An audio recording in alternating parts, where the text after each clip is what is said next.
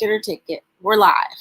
Hello, everyone, and welcome to this week's episode of Hollywood Matrimony Live. Thank you so much for watching us on Facebook, and we are back on YouTube, baby. Woo! Don't forget to go find us on the Instagram and the Twitter. Like, subscribe, tell everyone you know, share, follow, thumbs up, compartir. Every way that you can share and tell people about the show is so helpful because the more people that watch, the more free stuff we get to give away to you. It's all about the free stuff. If you're concerned about not wanting to have to watch stuff or do this or do that, you can subscribe and turn off notifications. You don't ever have to know we ever posted anything. Just we have the number, whether you want to see the content or not. Although it's cool if you watch. Yeah, we are kind of funny. I'm hilarious. It doesn't cost you anything. We're not monetized for any of our stuff, so it's not a thing either of, we make money off it or anything. That's not what this is about. This is just our having some fun, enjoying the movies. We just like movies. Sure, there's some perks of getting to see stuff early, things like that. But yes, I'm excited for tomorrow's event. I'm right. We'll talk about that a little bit. Talk later. So, as this lovely woman is next to me, that's me, Sabine. Oh, and this one over here mentioned, we are back live on YouTube. After, I believe, 10 days. They tried to take us down, but they couldn't keep us down. So the story, if you weren't here last week, we suddenly got a random email one day that just said, hey, and I think it was after our show one night. Yeah. Or it was on a Monday. Maybe. I don't know. It was random. We got a random email that just said your YouTube channel has violated our community standards and your page has been deleted. And we're like, what? And I thought it was spam. Yeah. So I immediately went to doing some research. I didn't click on anything yet. Went to our YouTube channel, and sure as crap, it was gone. So now I'm in a mad dash. Not because I was worried about y'all not being able to see content on the YouTube channel, but our YouTube content is directly connected to the website. So every article that has a trailer, if it was a trailer I uploaded, was no longer available. So I started trying to figure out how to change all of it. Thankfully, I didn't spend hours and hours changing. I decided, you know what? I filed an appeal. So I'm just going to sit with it. And then I figured I'd wait a couple of weeks. I think I decided. Look, YouTube. I decided I was going to wait 2 months, and I was going to update more than the more current content. I found a way to get videos and stuff on our site directly and not have to connect to other people's pages and stuff. And then I think it was Thursday. Yeah. Was it Thursday? Yeah. Yeah. I woke up, and the weirdest thing though is, so when you deal with posting trailers and things like this, there's copyright issues, and some Yahoo just can't go download a trailer. Technically, you can't take somebody's YouTube thing, download it, and re-upload it. You can, but a lot of times they'll block it. Correct. You're not supposed to. And them's the rules. But the ones we post are sent to us by the studios and PR firms. So essentially giving us permission to do what we want with them. It'll say things like, do not make a download enabled or things like this. So anyway, I suddenly woke up to like 6 emails that said copyright violations. And I'm like, on what? I don't have a page. You took our page away. And then at the very bottom of the page, it says, oh, we didn't find anything wrong with it. We reinstated. Hey.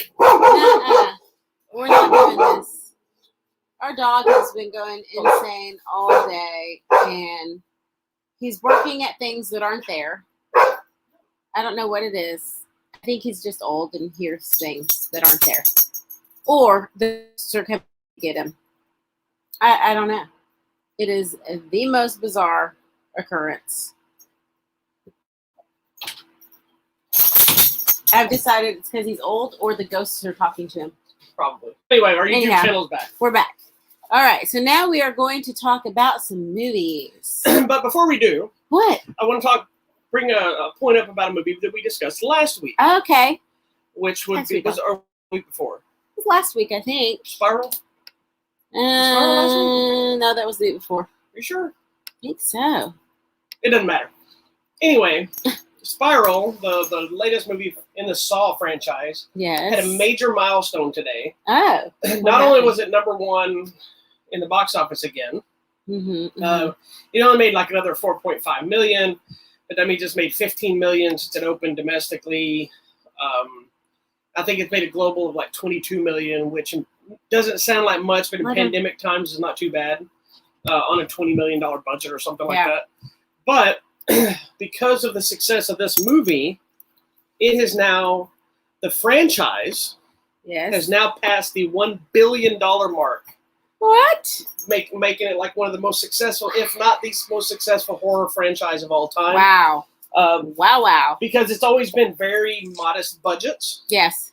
There was a statement put out by Twisted Pictures and Lionsgate about how this very modest budget franchise has now become $1 billion business. It's awesome. So I'm pretty sure we'll probably get another Saw. I'm very excited. So congratulations to Darren Lynn, Bousman, I can never say it right, Chris Rock and all them for pushing Saw over the $1 billion mark as well as it deserves. Yes. Spiral was good. The other big news, check it out. Which we still have to wait till mid-June or end of June to see it. But Fast and the Furious is already like breaking some records. Oh, I'm excited. It's already open. I know it's ridiculous. I'm excited. Oh, I'm guaranteed it's going to be just absolutely majorly dumb. But it's saying it's already leaning towards an overseas opening, which may not seem like a big deal right now, but because of the pandemic, of $150 to $180 million in pandemic times. Wow. Which is massive in normal times. Wow. So this might be, they're saying this might be the movie that brings everybody back to the theater. Because then right after that, you're going to have, like within the next week or two after that, you have Black Widow. Vin Diesel and his wife beater. That's right. Bringing us all back. So anyway, all right. So we only have like 3 movies we're talking about, but we're also going to talk about a documentary or 2 series. So let's dive into it. What you got first, sister? So our options here, we have various options. What do you want to start with? Okay, wherever you want to go. You want to start with our documentary? Okay, sure. That's cool. We'll start here. All right. These animals are insane. It's happening underneath the table. That's why I'm glad there's a tablecloth and you can't see it. We're going to start with this series called The Ripper. Yeah, so first off, before we talk about The Ripper, let's kind of circle back to the other one that I mentioned, Sons of Sam. Because you finally watched it. Finally watched it. Sons of Sam is a documentary series. It's like 4 or 5 episodes? 4 episodes? 4 episodes. 4 episodes on Netflix. So is The Ripper. Yes. Which we'll talk about in a second. And it takes you into like a little world of the Son of Sam, but how their potential could have been more killers, Satanism, a whole lot of other things happening. Okay. The dog's all in the front of the camera. You can see it. That's okay. It's fine. No, they're fighting underneath the table, and Vader's all cowering because of it. Stop. Sabine. Oh my gosh. Sabine, I need you to stop. Anyway, go ahead. Anyhow. So what are your thoughts on it now that you've seen it? Now that I've seen it, yes. Oh my gosh. I am all into this right now. Now I'm researching everything. So basically the Sons of Sam made us aware that there were potentially more killers than just the one dude. Bless you. And it, in a way, it linked us to some different branches of Satanism, even a little bit to the Church of Scientology, and even a little bit to the Manson murders. Like it's all kind of interconnected and woven, and these people knew this person who knew this person that was involved, and it's crazy. And it all has to do with this one reporter who interviewed, what's his name, babe? Dave Berkowitz, when he was in prison. And Berkowitz is like, I didn't do that one. Oh, yeah, I didn't do that. I didn't do that one. Oh, I was there, but I didn't do that one. So it's so intriguing, and it is crazy. And you basically go through these years and years of investigation with this reporter. And one of the letters that Berkowitz wrote him, like you mentioned on the show last time, was he was like, no one's ever going to believe you. And that's kind of where we end up, is like, it's kind of in the air, like there's no super concrete evidence, but there is a little bit of proof leaning you towards the assumption that there were more than one killer involved in this thing. And at the end of it, it ends and the credits are like, there's still this group that's following his work and they're trying to prove it. And it is insane. Absolutely. And so then that led me to go look up Satanism and Scientology, and you look at it and there's some parallels. Then I dug deep into L. Ron Hubbard, and his dad was a little bit cray-cray. He wasn't a Satanism. He believed he was Satan. And L. Ron Hubbard at a young age was involved in all of these weird satanic rituals, and a lot of his writings in Dianetics has to do with some of the stuff his dad taught him. And there's even an interview with L. Ron Hubbard where he's like, oh, you know, if you do this whole process, but I'm going to make sure people pay thousands of dollars to get through the process. So it's out there that he did this on purpose to make money. So I don't understand why people are still following these teachings of Scientology and some Dianetics of it's and all that. need to belong to something. There's other things. Strange. You know, it's the mentality of it. People will pay more for something because they think if it costs more, it's better. I guess so. You know, and there are elements that sometimes that is the case, and there's other things. You know, when I worked in the entertainment industry, booking shows and stuff, I found if I was booking shows in, say, Saudi Arabia, you charge more because they pay based on how expensive it is. If it's expensive, it must be great. The truth. If you tell them it's like $5,000 and they're like, that's it, this must be trash. Yeah. You know, whereas you go here, people are like looking for a great show. It's a little more inexpensive. You know, they're looking to save the money in the budgets and get the high quality because they know you can do that. So it's, I think some of that's that as well, because you also look at a lot of people that go to even just regular church and the people that go to these mega churches, whatever, because they're like, oh, this church is nice. Let's go to this church. It's a status thing. You know, most building churches aren't even about praising God anymore. It's about socializing and what you can show off that you have or talk about your family. And while that is fellowship aspect, it has become a lot more in most churches. Yeah. You know, and I'm not saying all of them say, right, calm down. I'm just saying that's what these big gigantic churches are. They're essentially businesses, which is why they should be taxed. I think. Just now I gotta fix the camera. Sorry. Your friend over there. Well, and now this is late to go research the children. That's better, thank you. Which is is part of that whole Manson thing. So it's all related. So then, because we watched that crazy documentary, of course, Netflix suggests other things, and it brought us to this one called. Well, they didn't actually suggest it. We searched for it. Well, I know but it brings you up to documentaries. So now we're like, okay, what else? Actually, I typed in serial killers. I was looking for a serial killer thing to watch. Okay, well, that brought us to The Ripper. Which at first I thought maybe there was just going to be a Jack the Ripper thing, which we know is never really solved. So it's always intriguing. But sometimes those kind of things are frustrating because when there's no resolution, you get like, ugh. Yeah. But this is not that. Okay. What is it? This was the Yorkshire Ripper. Yorkshire Ripper. Is that right? Yes. Yorkshire. Yorkshire from the 70s. We're American. The Yorkshire Ripper. The Yorkshire Ripper. This was the 70s and 80s. Yes, and so it started off in the 70s, but man, this thing went on for years, all the way to the 80s. In the 80s, that was not that long ago. I mean, it was, but not really. This happened in our lifetime. Even though we were small children. Correct. This did happen in our lifetime. But I'm just like I was very, very young at this time. No, Lord. But I am not that old. Okay, you're not that old. Okay, actually, I was probably like 5.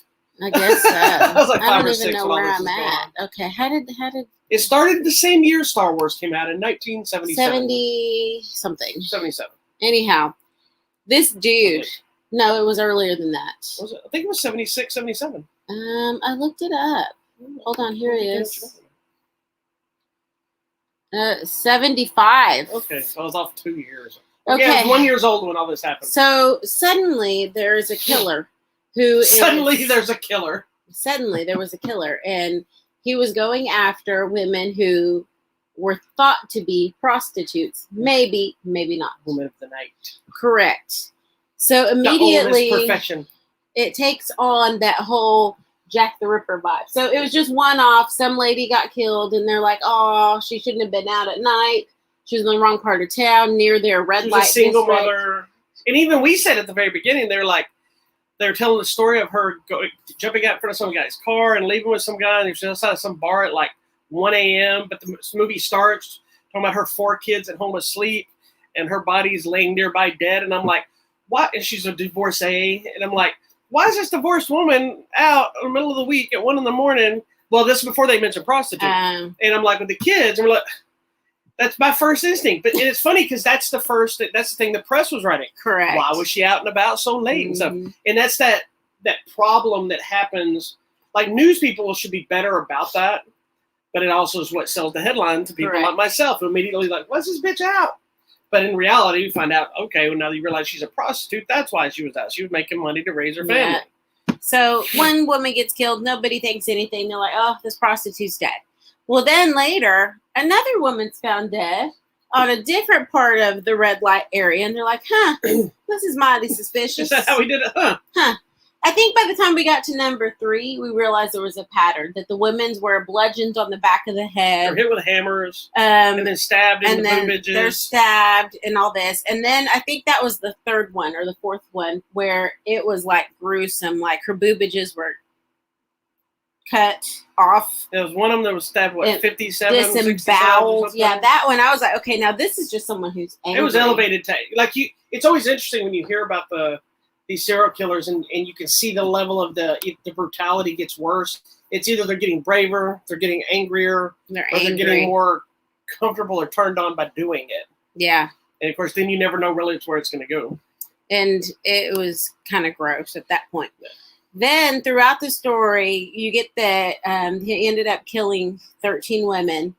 But the interesting thing is there were a bunch of other women that we know of, like 7, that were attacked, but they were not killed for one reason or another. Like someone there was originally, like, as the story plays out, you find out like 3 or 4 survivors. Correct, survivors. But then it circles back all of a sudden to somebody else that had been hit with the hammer, but not stabbed or raped or anything else. And they assumed because it didn't have the same MO, they weren't connected.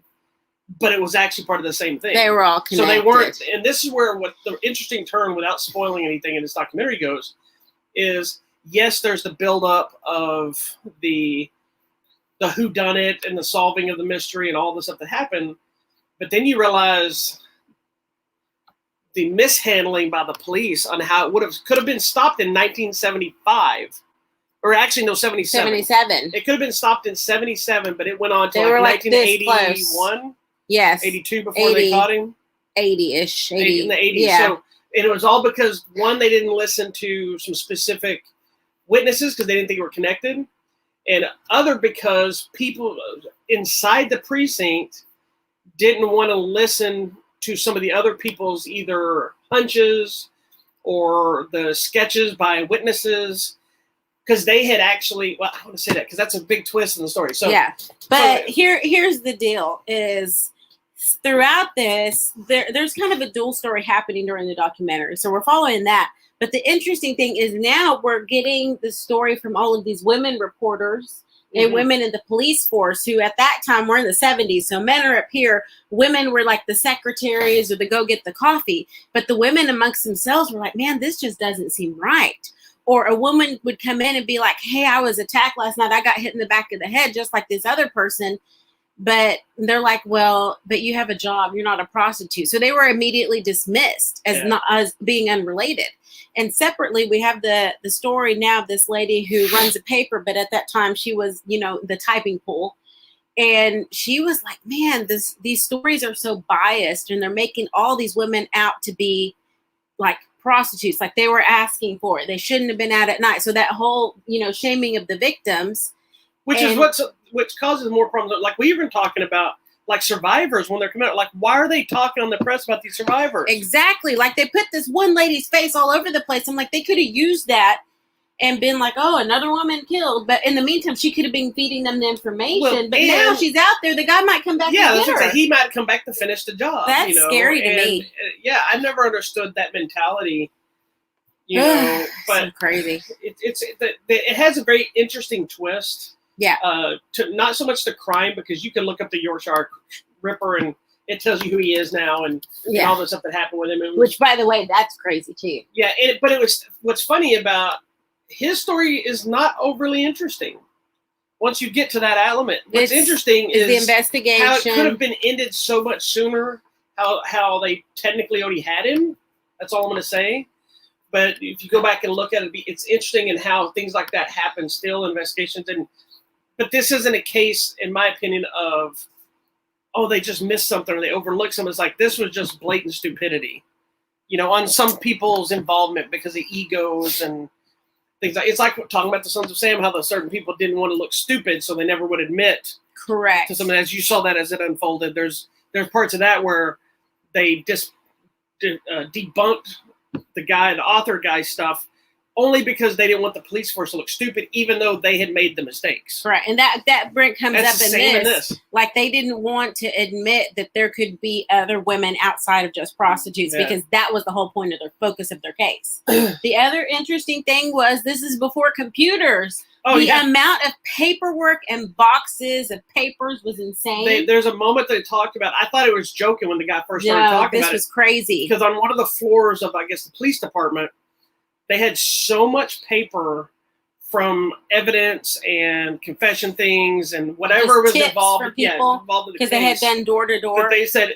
they had a construction person or whatever they call it, an inspector, building inspector, came and told them that it was putting too much pressure and the floor was going to cave in this building. So they had to come in and install new concrete beams. They basically had to do they reinforce the floor. Like when they fix your foundation. Yeah, they had to reinforce the floor to make up the weight of all the paper that was having to be used for this stuff. Which when he guys said it, he goes, they said the floor was going to fall in. It sounds like oh, that's making an exaggerated. But they were showing they said, and then the next phrase is, so they had to have engineers come in here and reinstall these things. I'm like, oh crap! Wait, what? They're really?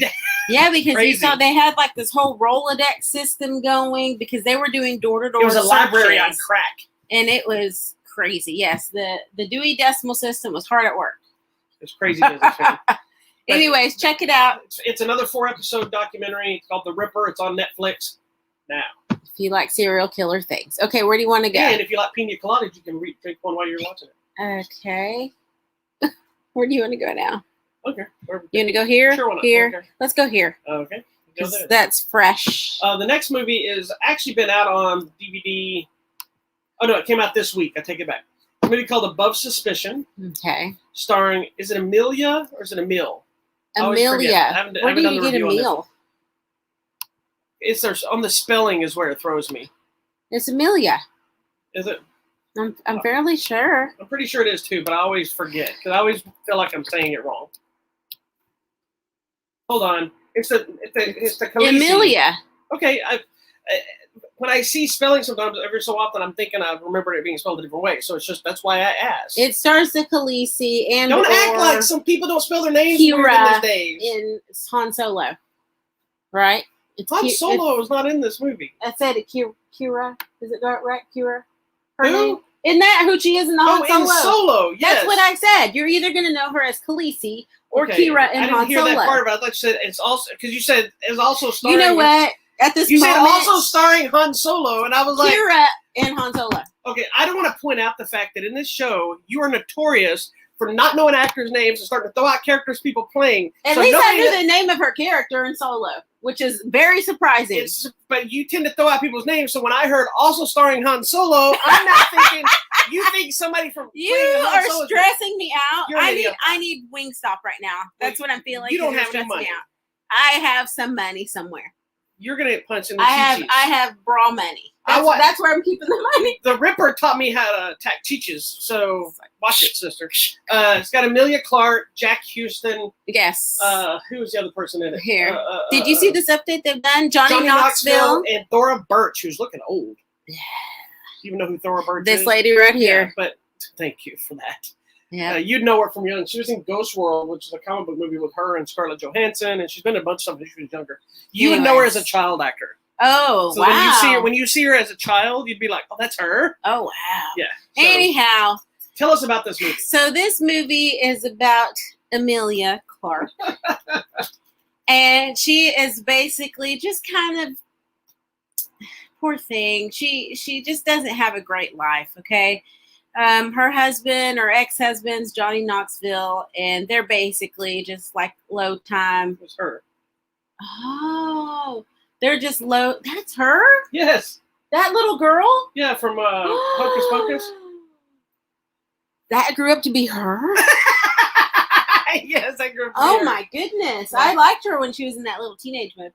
Anyhow, so basically Emilia Clarke and Johnny Knoxville are just kind of those low-level drug dealers that live in a trailer home, and they're they're essentially white trash. I don't want to say that to be. I don't Well, mean to be rude, but they are. They're white trash drug dealers. I mean, and they're trying to scam the welfare system. I mean, they're just doing all sorts of crud just to make ends meet, and unfortunately, they're drug addicts. It's kind of a gritty, dirty movie. It's dirty and sad. It's country white trashish type people. Yeah, it's too bad. And it's a true story. Did you say that already? I'm sorry. I did not. Okay, it's a true story, guys, and there's a book as well. So basically, the premise is they're basically caught trafficking drugs or whatever, and scamming the welfare system. Yeah, that's basically. And so she becomes kind of an informant to this FBI agent. guy, and it kind of goes through. And it's not the story you think you're getting. Not at all. I thought it was going to be, because I didn't know anything about other than the existence of it, and I thought it was going to be kind of a big drug cartel investigation, and while there's elements of that there, it's really about something way more off the rails. It's basically a Fatal Attraction situation. It goes in a weird direction. At the beginning, I was like, "Oh, dude, don't fall for this," because that's always a thing. Like somebody in their informant, that's so cliche. Yeah, so this goes crazy. I believe in the synopsis it mentions it, because in being a true story, it's not hard to figure out. But the whole premise is basically she becomes an informant for him, and they kind of form a relationship. Yes, if that's what you want to call it. Yeah. And the chilling true story of a newly married FBI poster boy assigned to the Appalachian mountain town in Kentucky. There, he's drawn into an illicit affair with an impoverished local woman who becomes his star informant. That's all you need to know. Now, what's funny, or not funny, but kind of ironic, is this movie was actually made like 2 years ago, if I'm not mistaken. It had, yeah. Because, the last time we saw her was in that Christmas movie with Henry Golding. Yes. And this movie was actually made before that. Wow. And it's just now got released. Oh, this is the thing right here. Wow. Well, we can't even say that. We can't say that. But anyhow, this movie goes in all sorts of crazy directions. It was interesting, I guess, seeing her play this, because it is so dirty and gross and a little bit off-putting. And I thought she was really good. She was good in it, but yeah. I'm just saying, she's on the drug. She's crazy, trying to take care of her baby. She's getting beaten up. She's trading on people. People are scamming her out. She gets beat up a lot. She's trying to have this love affair with the dude. And then where it goes Fatal Attraction for me is she calls the dude's wife. He's like, "Hey, you want to hang out?" And well, I'm remember, like, okay, whoa. So that's not really what happened initially. Remember, she called to talk to him. I know, but whoa. But then she wasn't there, so she was talking. But see, and I originally thought it was no. Well, what we thought was going to happen, and this doesn't happen. So this is not a spoiler. Is we immediately thought she was going to start having an affair with the wife. That would have been more interesting. It's going to be like that Abducted Next Door or whatever movie documentary. If you've never seen that one, is it called Abducted Next Door? Oh my gosh. Something like that. There's another documentary on Netflix, and it's the craziest thing. It's about this guy who kidnaps these people's daughter twice and ends up having like a romantic affair with her, and then also ends up sleeping with her father and her mother. It's a wacky story, and it's a true story. But anyway, I thought that's where this was fixing to go, was when she started talking to her and they were kind of befriending each other. I'm like, Abducted in Plain Sight. It is also on Netflix. And you should watch it. It is awesome. But I was like, oh, she's going to have an affair with the wife. That's where I thought we were going. Where you thought, I thought she was just going to straight out kill her and take her place. And she didn't. Then none of that happened. And I was like, it went in a different, crazier direction too. Yeah. So, but it's one of those movies that you can't tell a lot about because it's kind of what makes it work as it unfolds. But the crazy thing is it's a true story, and everything in here, there are some crazy, unbelievable things that happen. And I'm just like, what is going on? It's stranger than fiction. It is. And it has a very appropriate ending, which I appreciate. And once you realize the actual ending of this story, wow. Yeah. Wow. You got to see the people, you got to see some video, you got to see various things. No, but what this I'm just saying at the end. What it ends up becoming, like in the synopsis, I didn't read it all to you, but so don't read the synopsis because it does kind of spoil an ending big time. Big deal. So anyhow. I think I put that in the I hope not. No, I haven't written the review. You haven't written it. So check out the movie Above Suspicion. Where can I watch this? It is on Blu-ray and DVD now. Okay. And it's if you like Khaleesi, you're gonna like it. Also because I meant to ask you this a while ago. because she's a massive fan of when you're watching true stories, having some kind of an ending. The appropriate ending. What happened to them, pictures, imagery, something of the real thing. That ties it up for me. One thing I thought was cool in The Ripper was at the end of it, because you get all that information as those kind of movies play out. But the end of the movie, it basically slowly puts the name of every victim on the screen, which is sad, but also it's impactful. It's impactful because it's keeping their names alive. Yes. And when a lot of times they get lost in the news and the fact that they were prostitutes doesn't mean that they were less of a person. I mean, I'm one of those people that's like, let's just make it legal. Yeah, but can we just say that is a job? Can people start, please, stop posting, making pictures and taking the worst possible picture of a human being when you show them as a victim. And I'm not saying you have to show a glamour shot, but take a picture that you can see the person, because every photo, these people look like, they weren't mugshots, but they all look like mugshots. People, like some of them were like, I'm like, when they reached out to the victim, they said, hey, can you give me the worst picture for this? Because it's like, if I'm going to feel humanized, I understand the press does that sometimes to try to make them look like bad people. Mm-hmm. But if they're the victim, and it's not a situation where this victim, even though I don't agree with it, I can see it in a case of somebody that was a criminal but was a victim of something, and the press is trying to spin it, like they do with a lot of the police-involved shootings. They try to take a mugshot or something. I don't agree with that, but I understand what they're trying to do there. It makes even less sense when you take, like, if something was to happen to you, and they take a picture of you that I took of you going, and they use this young Drusilla who was divorced and did this, and she's caused problems and beat up Jessica Mayberry and blah, blah, blah. And then it's a picture of you going, Nobody's going to look at you and go, oh, that poor woman. They need to use one of my selfies of the day. That's pretty much every photo. Wow. I'm not only photo of you not posing. Probably. Because anytime a camera comes up near her, she'll be like working like this. So she'll be yelling at you, be like, that or you're going to have one of those cross-eyed photos of yours. I know. All the time. That's why I'm like, one of my selfies of the day. Above Suspicion is available on the DVD or possibly Blu-ray as well. All right. Next. Do you want to go here? Sure, why not? All right. So the next film was another one that we had been hearing buzz about. I believe it's also on Netflix. Mm-hmm. It's also a book.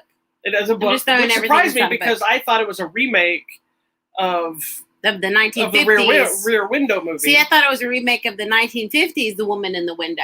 Because there was a woman in the window. I don't know about that movie. I believe there was. I just thought it was a loose remake of the Jimmy Stewart Rear Window movie. And then someone else we know posted they read the book. I'm like, which the person probably still stole the idea. 1944, The Woman in the Window. So they might have still stole the idea of the book. And who knows, Rear Window maybe have stolen from this. I don't know. Anyway, is that James Cagney? I believe it is. Oh, it's Edward G. Robinson. Edward G. Robinson, Joan Bennett, young Joan Bennett, and Raymond Massey. Anyway, it's about this woman who is agoraphobic. Is that right? She's agoraphobic, does not leave her house. Amy Adams, and she basically just chills in her house, can't do anything. She has weird interactions with some neighbors and things like this, and she thinks she witnesses things out of her window, and the insanity ensues. Okay. Is that pretty much close enough? That's pretty much it. So, the interesting thing, the very first shot, because we were thinking, man, is this Rear Window? Oh, and it pans through? It pans through, and she's watching Rear Window. And it's funny because throughout the film, she's watching all of these old black and white movies. Like, that's all she watches. And there's tons of camera work and shots that are very Hitchcockian, the way they... Yes, there's one where she's, like, floating down the stairs, and it reminded me of Psycho with that whole float down the stairs thing. Yeah, because there's one stabbing scene, and it's very Psycho-esque, where the hand kind of goes from here, and then the person sliding the knife down the banister, so you're on the banister. Oh, it's awesome. It was... As far as shooting the film, it's amazing. It is amazing. It has that old school Hollywood feel. It builds tension. It's not a scary movie, but no, it's not scary. It's the kind of, it's shot the way if it had come out back then, it would have been terrifying. Correct. To people. To us, we're so watered down to it. And the interesting thing is because she can't go outside. She spends her whole life looking out windows. It's interesting because she's kind of like in this building where there's windows all around. So I'm just thinking from a filmmaking perspective, how difficult is that? because whether it's a real location or a set, I mean, you have so many windows and the potential for so much reflection. Yeah, they set up everything and block all that. I know, but I just thought it was interesting. Most likely it was all a set, not a real building. I think it was all a set because there's that one scene where she's walking down the stairs and there's no banister on this side. And I was like, oh, I loved this shot because you just see like a half stair. Yeah. And it's the coolest shot ever. But it has a great supporting cast. If you haven't already seen on the thing, it's got Gary Oldman and Anthony Mackie, Wyatt Russell, who Anthony Mackie and Wyatt Russell were just in the Falcon and Winter Soldier together. Mm-hmm. Brian Tyree Henry, Jennifer Jason Leigh. So there's a lot of people in this movie, like big name people that when I went into this movie, I didn't know were in it. Yes. But so what did you think of the film itself? I really enjoyed this one. It was really good. It did have that whole suspense and tension thing, and you really didn't know where we were going with the story. And in a way, you kind of just feel her sadness and her loneliness. If you can see, there's a dog butt going through here. And I'm trying to hold all these cords so she doesn't step on anything. Watch out, baby. Step over. Step over. There you go. She was sleeping. You kind of feel her loneliness and her sadness because throughout the movie, she's talking to her husband, who's Anthony Mackie, but they're separated. But you can still sense that there's love there, but they're not together, because she has her daily call with the kid and with her husband. And she's like, remind your dad to say this. And then she'll get on the phone with him. He's like, hey, don't forget to give her whatever. So there's that whole layer of like, what's going on in this relationship? Because they talk all the time, but you don't ever see them until later. And that's one whole part of the story is just her relationship with them outside when they're disconnected. I have to ask you something I forgot. Okay. Then there's this whole relationship with, what's the new soldier's name? Oh, Wyatt Russell. Wyatt Russell. Lieutenant. Okay. He lives downstairs in her basement, and that is an awkward and very strange relationship. He just seems mad all the time. Yeah. Like the first time we see him, he seems like he's somebody who's going to be there to kind of help her out. Mm-hmm. And he does. But everything he says to her, it comes off like he just hates her or is annoyed with her.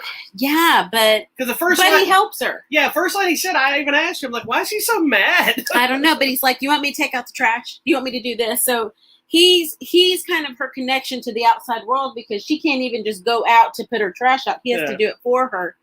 And that whole thing is a little bit creepy. Because he lives downstairs, and she's like, you don't have to walk around outside and ring the bell, just come up. There's direct access. And I'm like, okay, this is leading somewhere. And so that relationship is a little bit creepy to me.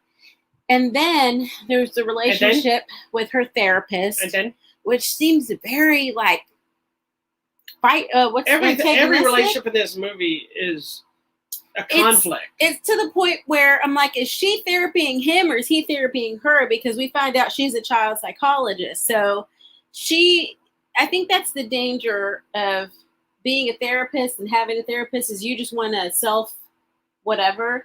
And throughout the film, she's on prescriptions, but she won't stop drinking. And she drinks all day long, just sits, watch TV. And so the interesting things is there's lapses in time and days, and we don't really know what day it is. And that actually kind of plays into the film itself because we don't really understand what's going on. And at some point, you don't really know what's real and what's not real. Yeah. So she spends all her days looking at the neighbors. And she knows how much this person bought for this house and who's moving in, who's moving out, and who's having fights. But you don't really know time periods. And time seems to go in strange... it's a strange timeline. Does it happen slowly? Did this just happen today? Was it a week ago? You find out it's been 3 days in this one thing. And I'm just like, what is happening?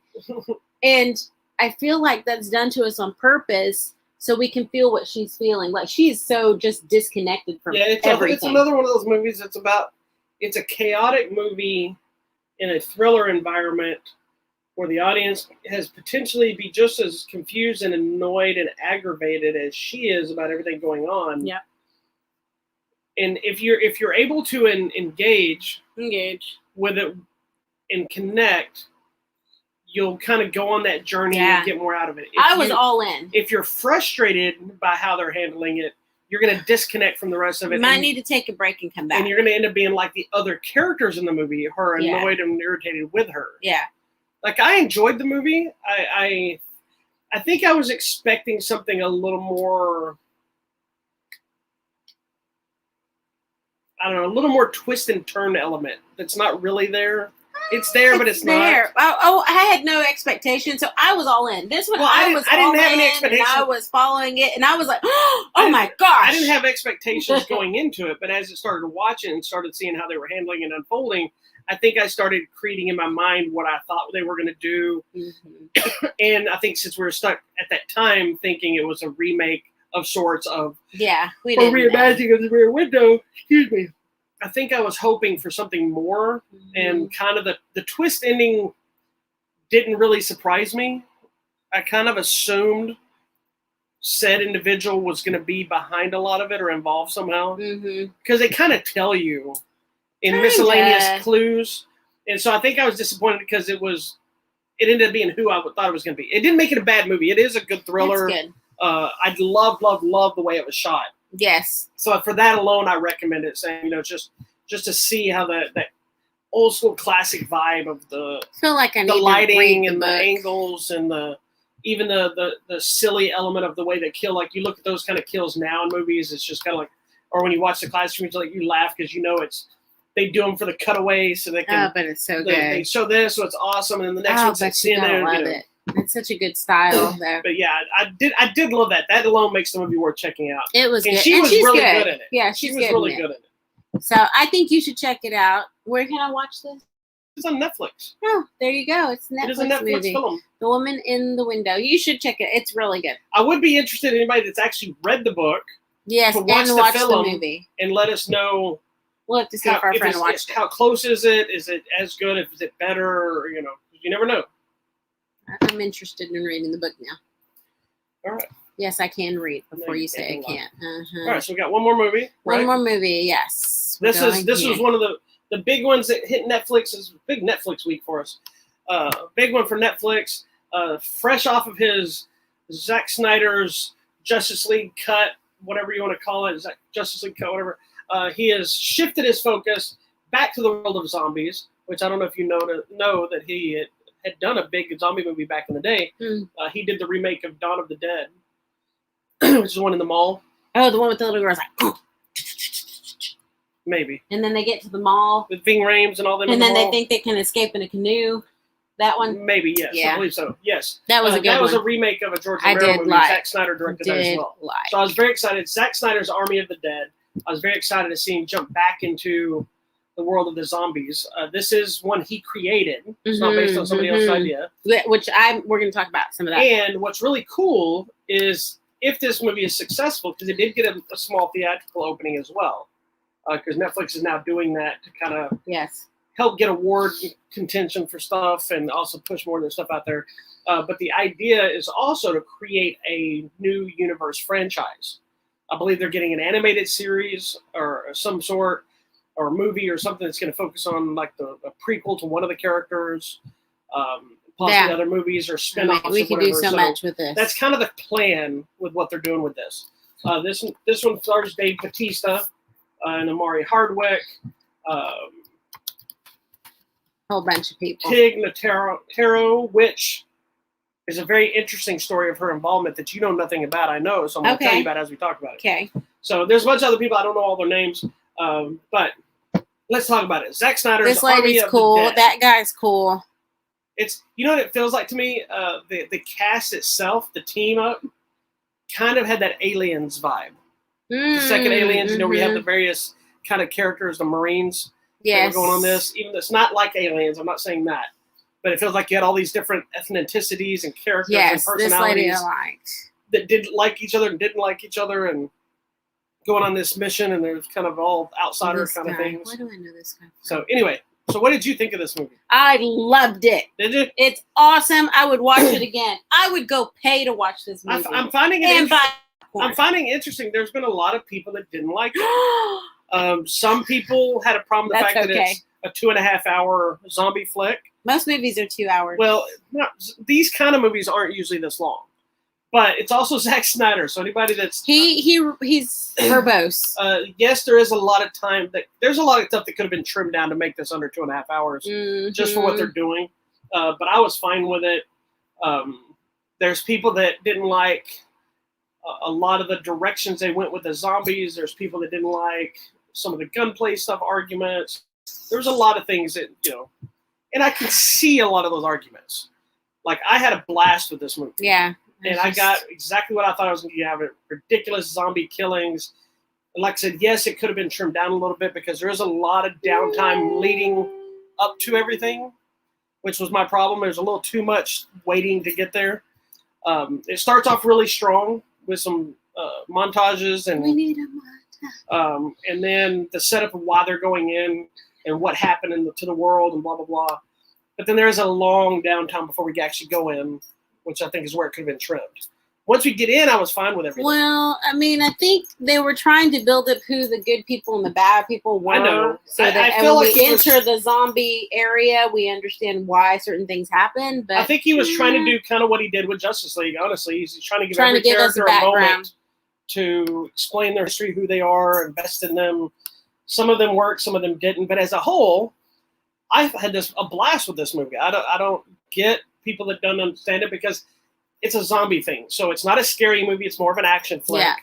Yeah. It's kind of Resident Evil-like.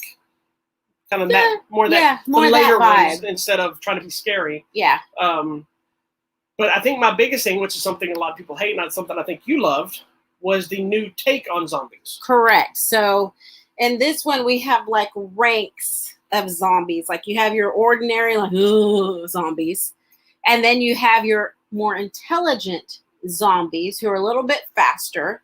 They understand things and they can be kind of reasoned with, let's just say. That's all we'll say. But just know you have your and then you have your more intelligent zombies. Which is basically what you need to know for this. Yeah, and George Romero did what is it? He did a zombie movie where he introduced the idea of an intelligent zombie. Correct. Because typically his initial ones were the slow-moving, just zombies. George Romero established... He established the rules. The rules of zombies. That's all it is. And so slow-walking, whether you buy into that or not, that's just the facts. Land of the Dead, I believe it is. Let me double-check.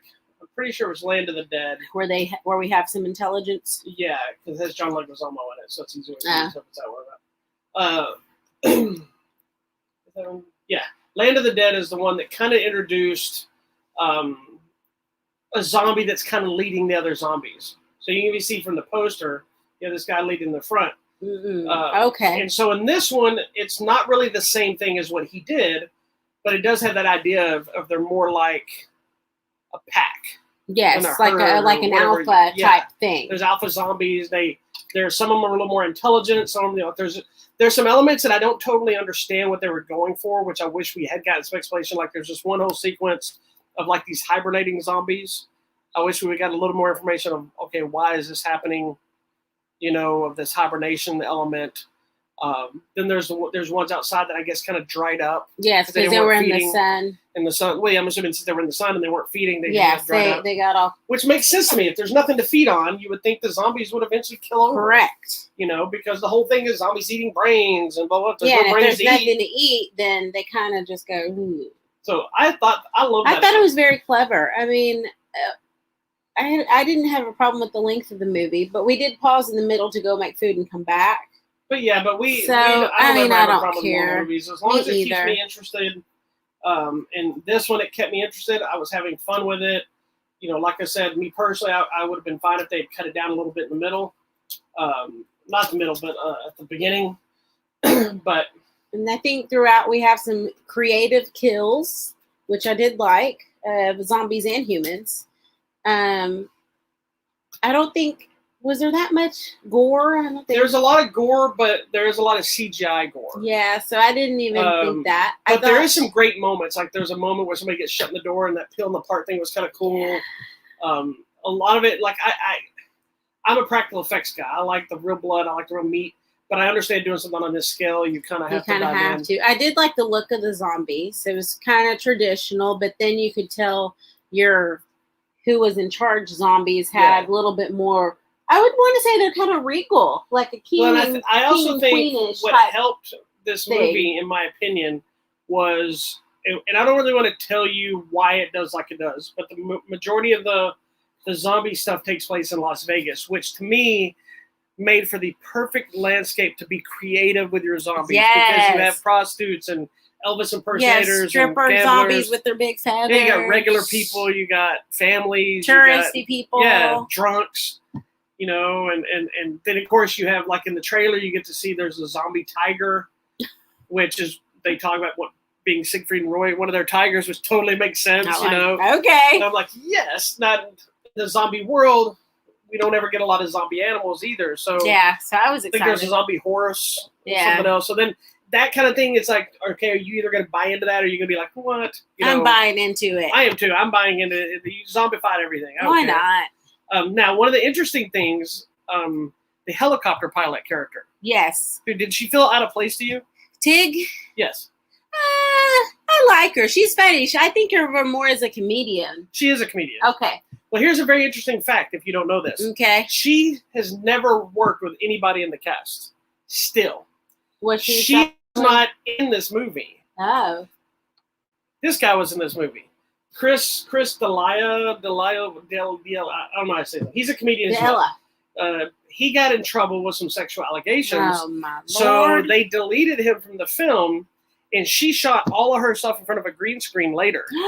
That is so hard. So she's never worked with anybody in the cast. Some of the Dave Bautista, they were saying thing, has still never met her. Wow. Even though in the movie they're in a helicopter together. They're together. They have discussions. So what? They just CG like put her on She top shot of it? everything in a green screen, and then they edited her in. And there's one scene early in the film. I didn't tell you. I was about to point it out, but I'm like, I don't want to run. I want to see what you thought after seeing the film without even knowing that. Yeah. There's a scene where she's standing there, and it's like a wide shot, and she's got her leg up, sitting up on like some trash or something, and she's holding her gun, and everybody else is there behind her. You can kind of see she's out of place a little bit. Like it's like you can see she was kind of added, just the way I have to go watch it again. And I don't know if because it was the 4K or if it was just the lighting. It's not so bad that you're like, what? But because I knew. That's hard to match. But then if you think about it now, all her scenes, it was usually a close up of her face. Mm-hmm. It was usually her just sitting, never standing next to somebody. And if you did see somebody, you never saw them talking face to face.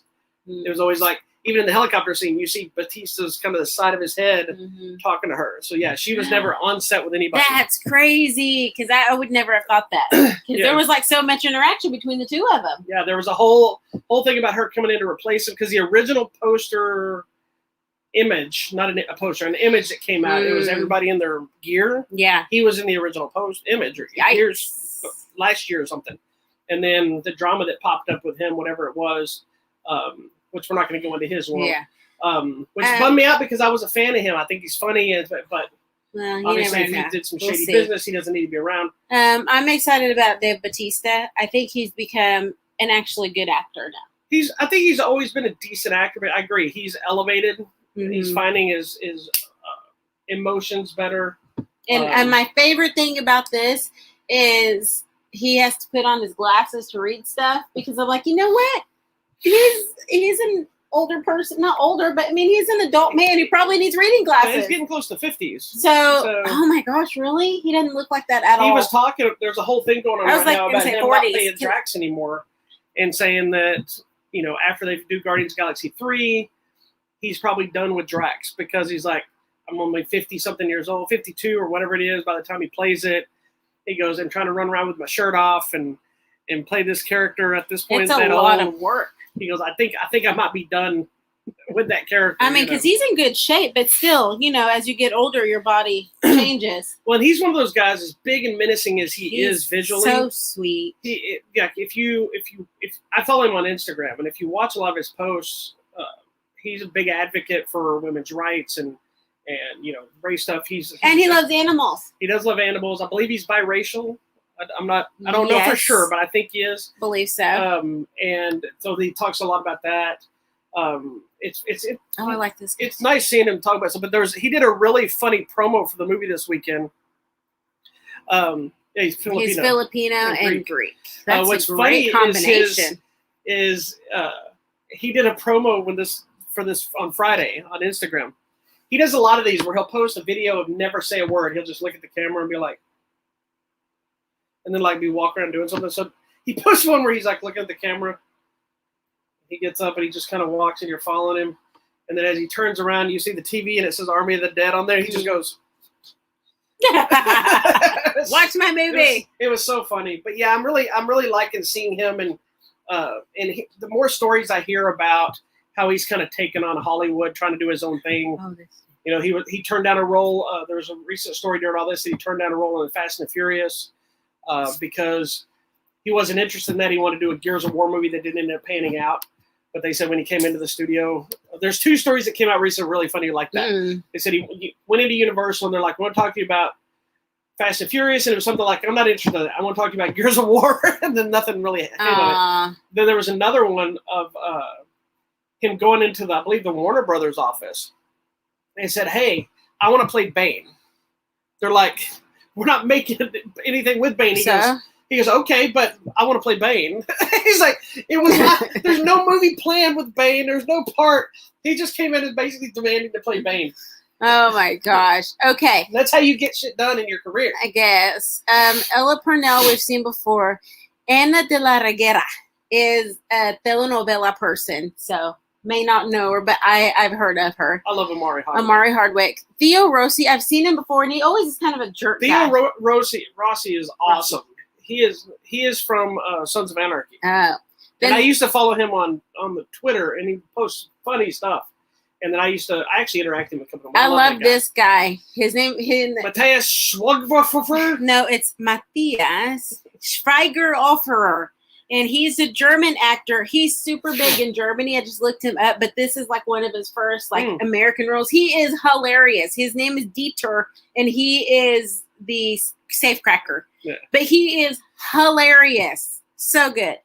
This lady, Nora Arnezeder. I don't know her. She's the one she was the coyote. I know who she's in the movie. I don't know her. Okay, then we have to talk about Hiroyuki Sanada. He is awesome. He's always. He didn't get a lot to do this time. I don't know. Then we talked about recently. He was Scorpion in Mortal Kombat, and he's awesome in everything. He's just awesome in everything. Super sweet, nice Shakespearean guy. actor. I got the interview and knows martial arts. I got the interview for Mr. Holmes when that came out in person. He's such a nice guy. Garrett Dillahunt, we've seen before. Yes, he was from My Name Is Not My Name Is Earl. The other one. One of those. Yeah, it was that. Dang it, I forgot the name of that show. Oh, he also had the spinoff from Bones, where he owned that little bar. Yes. That didn't take off. Yeah. Raul Castillo. I just got to shout out all the Latinos. We don't need to talk about every single member of the cast. Yes, we do. And then who else did we like? I like this guy. Michael Cassidy. We see him in random little things. He was on that sitcom for a long time, too, where it was the 3 guys, and he was kind of the crazy stuck-up one. Remember the... Yeah. I gotta find it. He was funny. Yeah, he shows up in a lot of stuff. He's funny. People of Earth I used to watch. Yeah. Men at Work. Men at Work, yeah. It's so funny. Love him. People of Earth he was really good at as well. Anyways, that's all. Just shout out to all these people. You need Army to be watching. I thought was a fun, if not long, but fun, action-packed zombie craziness, ridiculous movie that dog is snoring. Did everything that I expected it to do. We're killing zombies. I get it if some people are kind of thrown by some of its length. To each their own. I had a blast with it, and I would watch it again just like you. I think it's a fun movie, and I am an unapologetic fan of Zack Snyder. I had issues with a lot of the way they handled the first version of Justice League, but I love Sucker Punch. I love 300. I love Dawn of the Dead. I love pretty much everything Zack Snyder's done on some level. Why didn't you marry? Even I love Man of Steel. I don't care what you say. I like Batman versus Superman despite its flaws. So whatever. I'm a Zack Snyder fan through and through. I closed a window I needed. All right. And if you don't like Sucker Punch, there's something wrong with you. Sucker Punch is just awesomeness. There's supposedly a Sucker Punch director's cut out there somewhere. Oh, okay. What do you want to talk about next? All right, I guess that's it. So let me talk about what's coming out. Okay. This week on the Blu-ray and DVD, we got Chaos Walking, starring Daisy Ridley and Tom Holland, which was an interesting little science fiction young adult novel flick. Supernatural, the 15th and final season, is hitting the Blu-ray and DVD, as well as Supernatural, the complete series box set. Just when you get to that ending, you have some tissue ready, okay? They got me in the feels. The J.J. Abrams, Steven Spielberg collaboration Super 8 is getting the 4K treatment. That's coming out. The Audrey Hepburn, Rex Harrison movie My Fair Lady is getting the 4K treatment. And then there's a bunch of other random stuff. There's a movie Deliver Us from Evil we'll talk about next week, which is also one of our giveaways. Some other random. Ultraman Leo is coming out. I think it's the last one I need to get to finish my Ultraman set. Which they announced Netflix is doing an animated Ultraman film. I'm so excited. Oh, that'll be fun. Oh, and big movie news. Some people or most people probably not going to care, but I just thought it was interesting that they came out with it.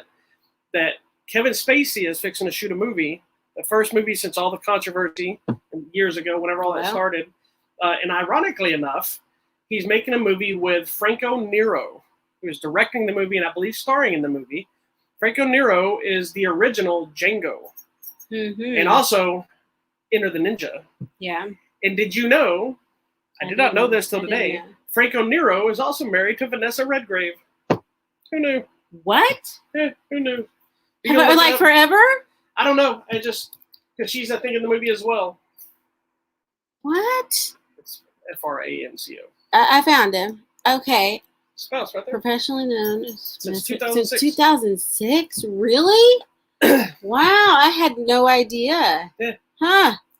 Anyway, he's making some movie, and Kevin Spacey's going to be in it. Wow. So, I didn't realize he was Italian. I don't condone if Kevin Spacey did anything they said he did. I don't condone it. We don't know. But I will say Kevin Spacey is a brilliant actor.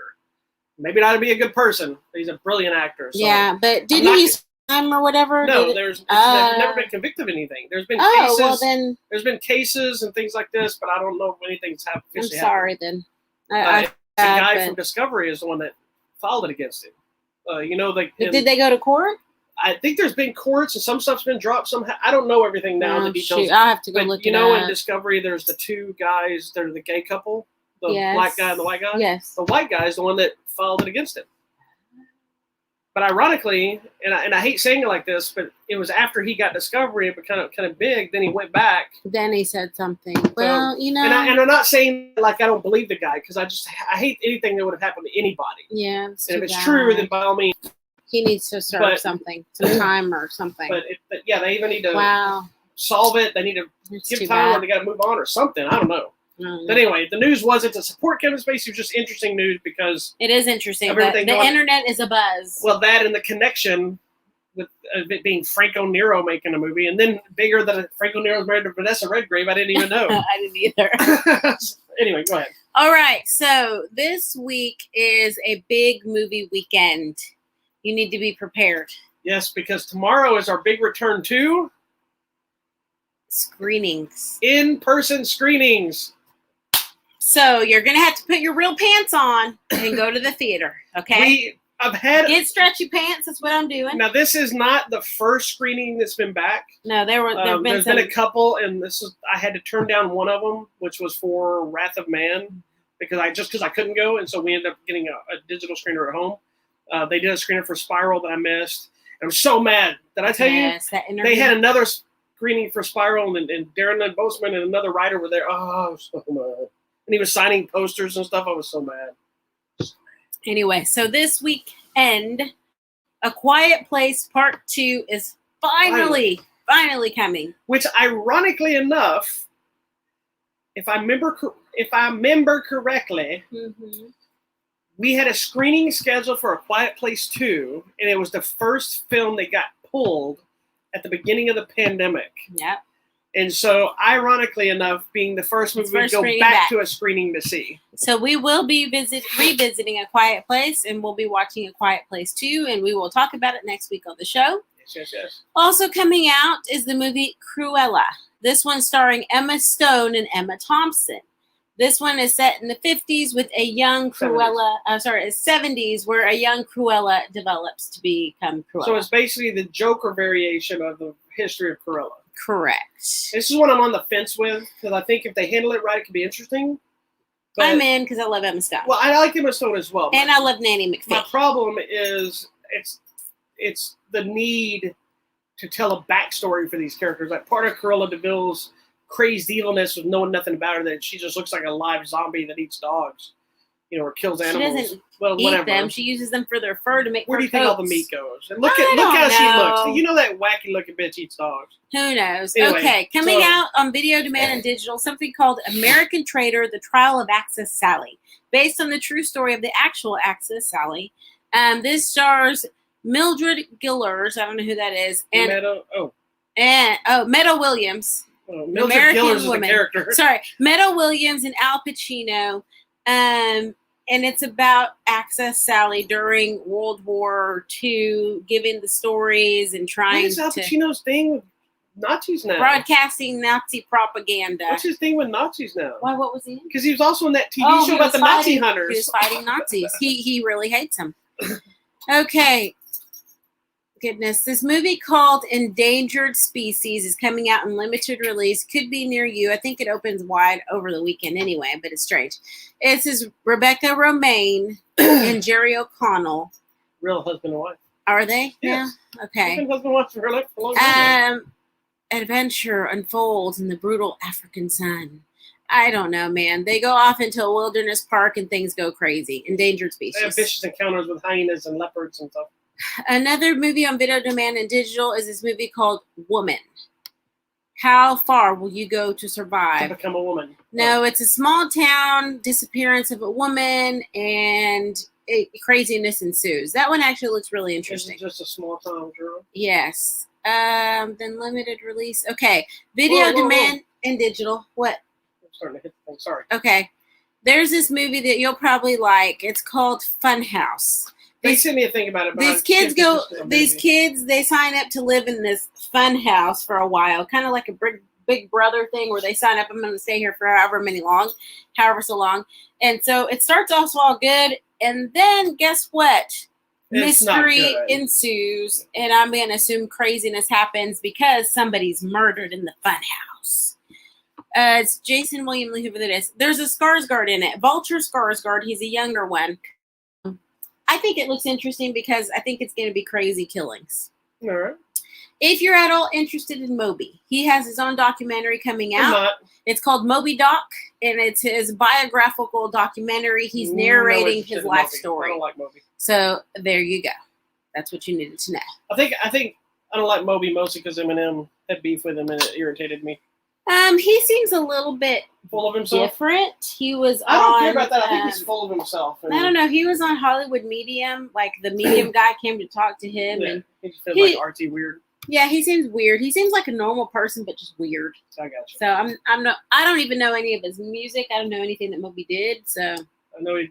Sorry. I was going to go into a whole. Moby Dick. Yeah. Yeah, no. All right. All right. Well, that's it for today, We guys. still got most of our same contest. A few different. Well, I don't think we have any different than we did. we last do. week. But we do have. This is No, I different. think that one was already up on our show last Well, week. I didn't have it. Well, because you didn't use it last week.